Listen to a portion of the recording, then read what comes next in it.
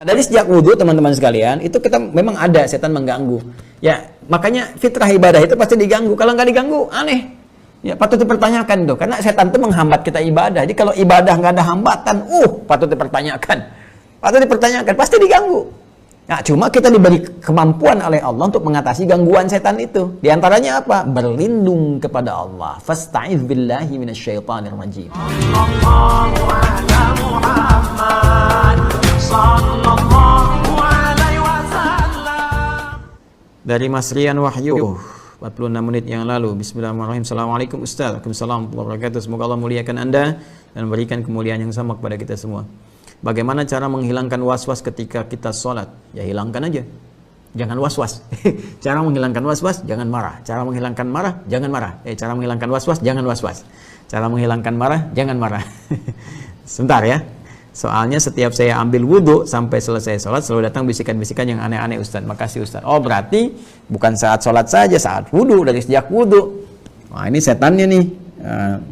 Nanti kapan-kapan kita ngaji ya. Fikih setan. Nah, kan menarik kan? Fikih setan ya, memahami. Fikih itu kan memahami tentang setan. Ya kalau kita tahu jalan bagus saja nggak tahu di mana jebakannya, ya di mana durinya, di mana lubangnya, kemungkinan bisa terpeleset. Ya, sama juga. Kalau kita hanya menghitung mengenal malaikat dan sebagainya bagus, tapi kalau nggak tahu setan, nggak tahu strateginya, gimana kita bisa menghindarinya? Perangkap-perangkapnya, jeratan-jeratannya. Ya, mungkin bisa lebih berbahaya daripada jebakan Batman gitu kan? Nah, ini yang mesti kita waspada, itu ya, waspadalah. Jadi teman-teman sekalian, ini makanya di Quran tuh banyak sekali keterangan yang menyampaikan pada kita perangkap-perangkap setan. Ya khutuwati syaitan, ini loh perangkap-perangkap setan nih. Ini khutwahnya, ini caranya. Begini ya Allah tuh Rahman sekali lagi. Ya mesti tahu kita. Nah, di antara pembahasan tentang setan itu ada memang tugas-tugas spesifik dia. Ya, dari jaringan iblis ini. Ya, jaringan iblis. Jaringan iblis laknatullah, ya disingkat, silakan singkat sendiri. Jadi kalau teman-teman sekalian kita lihat, ya kita ambilkan, turunkan ke bawah setan, dia punya perangkap. Nah setan wudhu, ada yang menggoda orang wudhu, namanya walhan. Walhan itu tugasnya goda orang wudhu. Jadi setiap orang selesai wudhu bikin was-was. Ini tiba-tiba aja bisa jadi begini, baru selesai wudhu, saya udah wudhu belum ya? Batal nggak ya? Batal nggak ya? Ini bikin was-was kita. Ya, nah ini bagaimana cara mengatasinya? Nanti belum selesai di wudhu ini, begitu mau takbir, datang lagi setan yang kedua. Khinzib, ada yang mengatakan khanzab, gitu kan? Nanti menggoda lagi, nanti kita lihat hadisnya. Kita lihat hadisnya. Nah, dari sejak wudhu, teman-teman sekalian, itu kita memang ada setan mengganggu. Ya, makanya fitrah ibadah itu pasti diganggu. Kalau nggak diganggu, aneh. Ya, patut dipertanyakan tuh. Karena setan itu menghambat kita ibadah. Jadi kalau ibadah nggak ada hambatan, patut dipertanyakan. Patut dipertanyakan, pasti diganggu. Nah, cuma kita diberi kemampuan oleh Allah untuk mengatasi gangguan setan itu. Di antaranya apa? Berlindung kepada Allah. Fasta'iz billahi minasyaitonir rajim. Berlindung. Ya, bagaimana cara berlindungnya? Minta.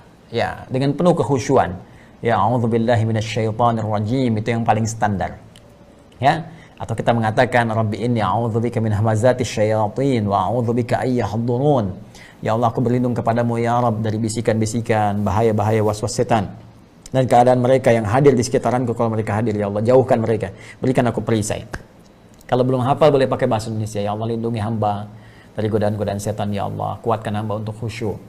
Ya, lalu Anda setelah berdoa, bismillah Anda niatkan kepada Allah dengan berwudu dengan baik. Nah, saat wudu ini Anda berkonsentrasi, fokus kepada wudu Anda. Ya, bersihkan wajah, mohon kepada Allah wajah ini diberikan cahaya, dihilangkan dari perbuatan maksiat, tobat dengan dosa-dosa di wajah, tangan, sampai ke ujung kaki, sampai selesai lah wudunya. Makanya setelah wudu Anda berdoa kan, asyhadu an la ilaha illallah, asyhadu anna muhammadar rasulullah, Allahumma ja'alni minat tawwabin wa ja'alni minal mutatahhirin wa ja'alni min ibadikas salihin. Ya Allah, jadikan hamba termasuk golongan orang taubat. Makanya saat wudu kita taubat. Kalau benar nih cara wudunya begini, kita rasakan, kita berdoa, doanya dirasakan, taubat kepada Allah, mohon kebaikan, nggak ada peluang bagi setan mengganggu. Ya. Tapi kalau kita ingin buru-buru, tergesa-gesa kan perbuatan setan. Innal ajalata minasyaitan. Ya, al-ajalatu minasyaitan. Tergesa-gesa itu dari setan, dibikin tergesa-gesa. Wah, Allahu akbar, Allahu akbar. Udah kumat nih, cepet nih. Akhirnya nggak sempurna wudunya, setan masuk di situ. Ya, akhirnya begitu terasa nggak nyaman, begitu mau takbir, tadi kamu nggak sempurna loh wudunya, ada yang nggak kebasuh tuh, mulai masuk dia. Makanya tenang aja, ya tenang aja, wudu aja kita. Wah imam kalau sepanjang imam belum selesai, kita dapat jamaahnya, dapat. Tapi bukan nunggu imam begitu juga, tidak. Ya kita siapkan diri kita dengan baik, tapi kalau qadar Allah datang kita berwudu, misalnya mau jamaah, sudah rakaat pertama, gitu kan, sempurnakan dulu wudunya, tenang aja. Ya, begitu kita masuk susulkan, ya dalam keadaan masbuk misalnya, tetap kita mendapatkan jamaah sebelum imam salam. Dan ya, kalaupun imam salam, kita kepada yang lain berjamaah, teruskan, tetap dapat kesempatan yang sama. Jadi jangan dipedaya oleh setan sehingga kita terburu-buru tidak menyempurnakan wudunya. Di kunci katanya ketika wudu, karena wudu itu terkait erat nanti dengan kesempurnaan salat yang kita tunaikan, syarat sah salatnya di Quran surah ke-5 ayat yang ke-6 itu dalilnya, maka sempurnakan wudunya.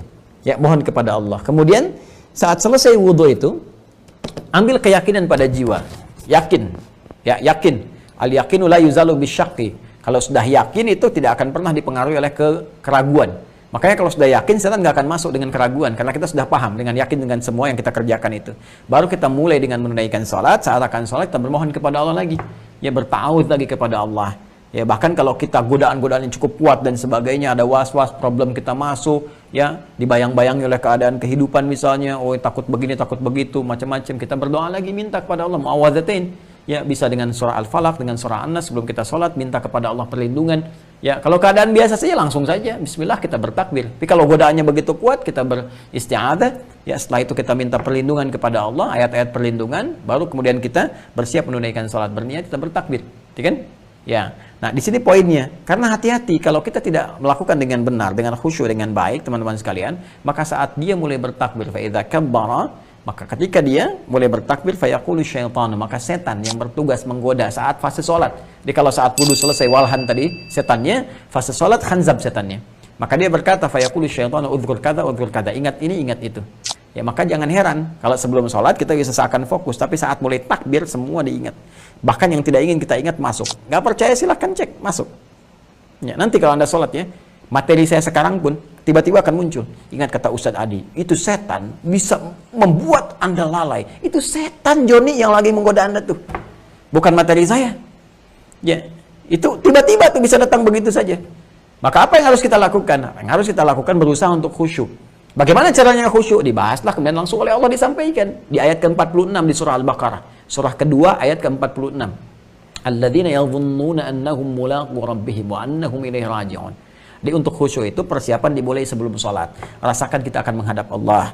Dan bayangkan boleh jadi ini sholat yang terakhir yang kita kerjakan. Sholat itu memenuhi panggilan. Allah panggil kita. Dipanggil Allah itu artinya apa? Puncaknya kita kembali kepada Allah.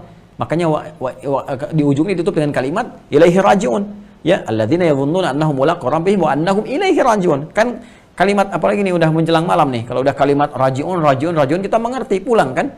Ya, dipanggil Allah itu pulang kembali kepada Allah. Sekarang setiap hari 5 kali diingatkan kita dipanggil Allah.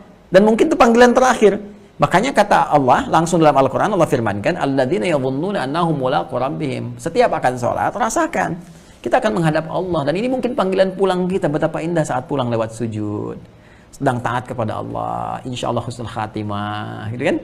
Nah, maka kalau keadaan kita merasa sudah seperti itu, kita siapkan baju yang paling halal, yang paling baik, kondisi hatinya bagus, siap. Lantas kemudian kita belajar. Ya, sebelumnya kita siapkan. Bacaan-bacaan itu kita pahami dulu. Itu yang dimaksud Quran surah ke-29 Al-Ankabut ayat ke-45. Sebelum sholat tilawahi dulu tuh bacaan-bacaan, gerakan-gerakan sholat.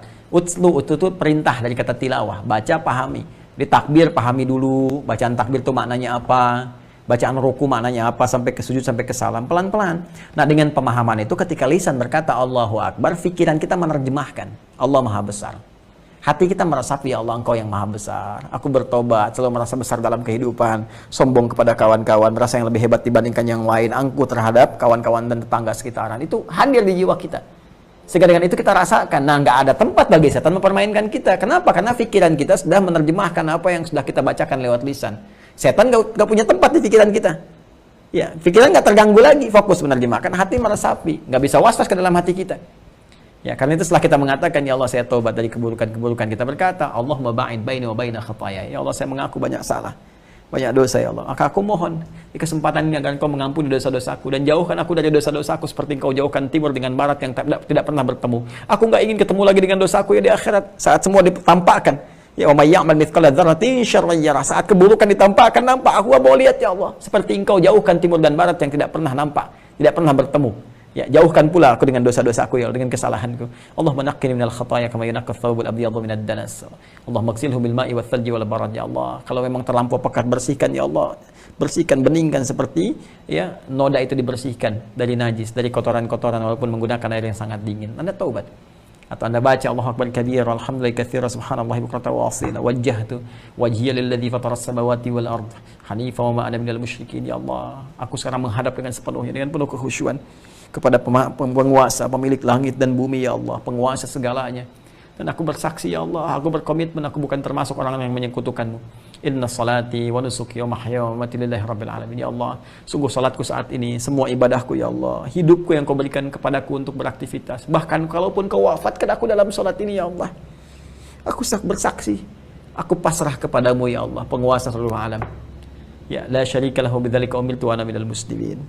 Aku bersaksi, Allah tidak akan menyekutukanmu, ya Allah, dan aku akan tunduk patuh kepadamu. Walaupun kau wafatkan aku dalam kesempatan saat ini, saat ruku, saat sujud, ya Allah, maka wafatkan aku dalam keadaan tunduk dan patuh kepadamu. Tuh.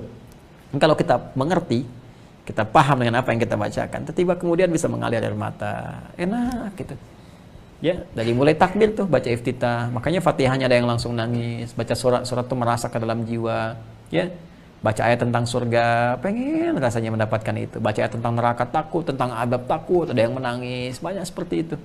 Kan aneh, baca ayat surga nangis, baca ayat neraka kok diam-diam aja gitu, ya kan? Ada sesuatu yang belum meresap kepada jiwa. Nah, kan?